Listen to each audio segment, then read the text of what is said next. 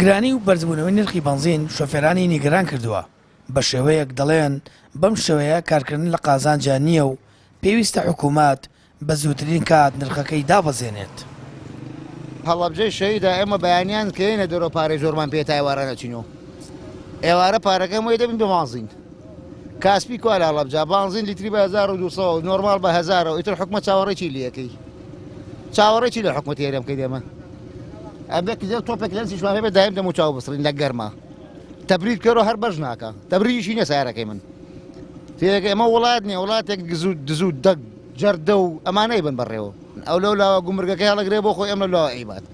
ئێستا کردویانە بە گەروی هورموز ئەڵەن گەروی هورموز داخراوە بۆ یەکرانە بێت ئەی خۆ ئێران چەند ساڵ سێ مانگە شەڕە بڕۆ یەک ماڵیان بێ بانزین نییە بێ گاز نییە بێ نەوت نییە بێ غاز نییە ئێمە لێرە فیشەکی تەقی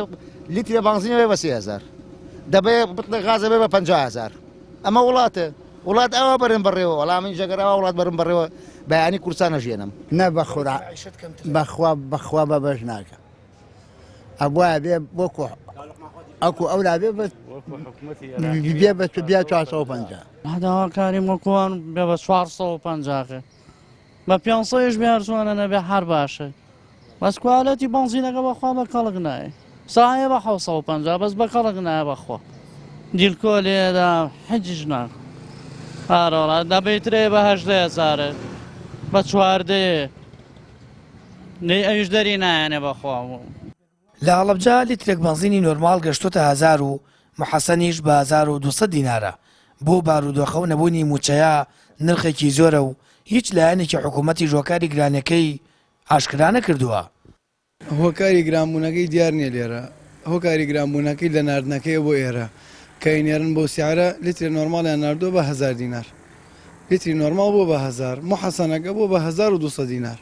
بۆ کارەکەی ڕەبتی نییە بەسەر بانسیخانە خۆی ڕەبتی بەسەرەوەیە کە ئەینێرن بۆ ئێرە کە نردیان وێرە بەو سیارە نردیان مەجبوری لێرەشەر بە هەمان سیار بیفرۆشتەوە. لە پارێزگاکانی عێراق بنزین بە 450 تا 500 دینارە تەنیا لە هەرێمی کوردستان نەبێت دەیان قەیران بۆ گیانی هاوڵاتیان دەتاشن بەوەش تەنیا هاوڵاتی ئاسایی باجەکەی دەدات هیچ لایەنێکی فەرمیش هۆکاری گرانی و بەرزبوونەوەی نرخی بنزینی ڕانەگەیاندووە بەنزینخانەکانیش تەنیا ئەو زانیاریان پێدراوە بەرەمێنانی بنزین کەم بووتەوە و بەهۆی ئاڵۆزیەکانی گەری هورمز سوتەمەنی بەتایبەت بنزین گران بووە. سامان فتاح کەناڵی ئاسمانی پەیام هەڵەبجە.